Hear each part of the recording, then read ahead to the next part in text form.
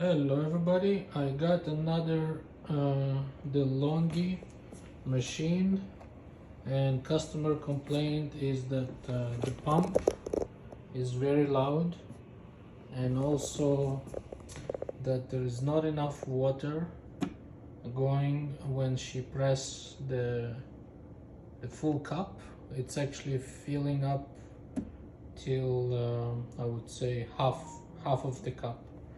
So I'm gonna test it out either today or tomorrow, and I will see what's going on with that. The pump issue most likely just need to be adjusted. It's probably touching somewhere on the back case, on the back cover.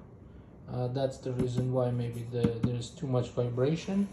But the cup filling, I will have to see what's going on. It's either the flow meter, could be a bad flow meter, or maybe there's a blockage somewhere on the spouts or somewhere just along the line.